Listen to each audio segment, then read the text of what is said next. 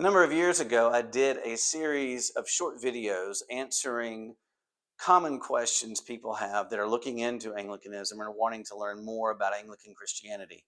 I call these Anglican Helps. And now that it's been a few years and they seem to have been fairly well received, I thought it was time to answer another set of questions. So, welcome to Anglican Helps 2.0.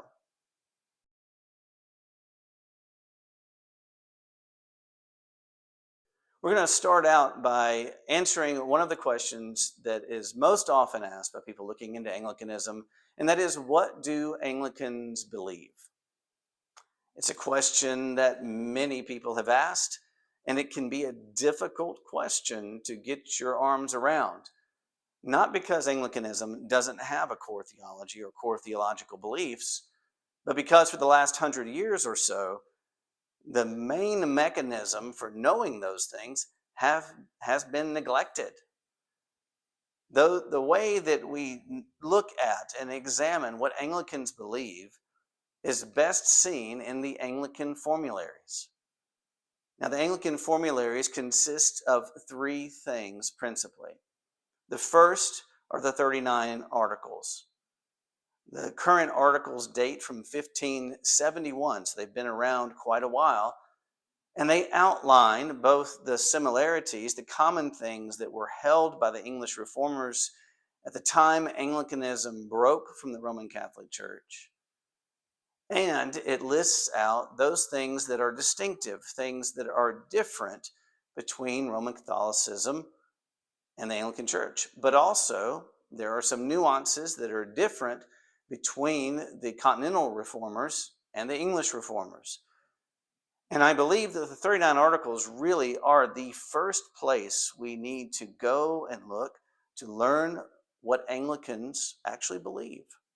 Secondly, we would say the Book of Common Prayer.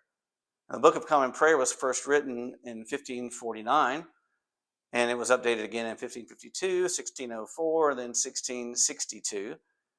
And the 1662 book is widely regarded as the common Anglican standard text. So you see how the theology that we have in the Articles is put into practice in the worship of the church. Because the Book of Common Prayer it's our worship book. So it has our morning and evening prayer services.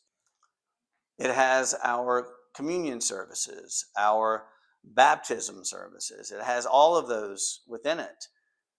And so you can see, if you read carefully the Book of Common Prayer, you can see how the theology of the Articles shows up. And then the Ordinal, which is specifically the rite of how we ordain or consecrate bishops, priests, and deacons. And what that shows is the theology of ministry and how the Anglican reformers put, and where they put, I should say, the emphasis in the ordained ministry. And chiefly is in the proclamation of the word. Now, many scholars, and I would agree with them, also include the Books of Homilies as Anglican Formularies. They date from around the same time. Many of them also come, like the 39 Articles and the Book of Common Prayer, from this guy right here, Thomas Cranmer.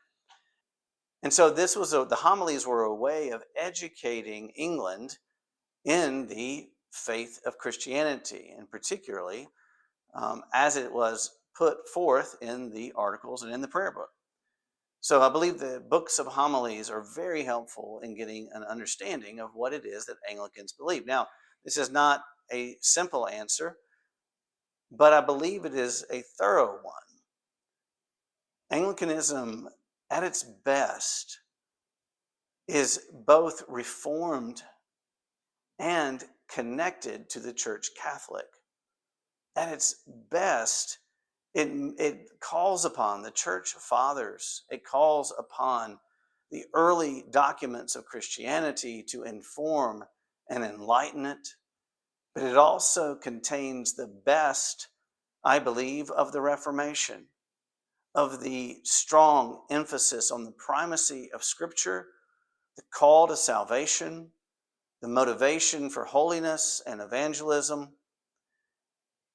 and how to do all of this within a community of faith in the local church. So, what do Anglicans believe? Well, you may have to go and look, but I would say the Anglican Formularies are your very best source of learning.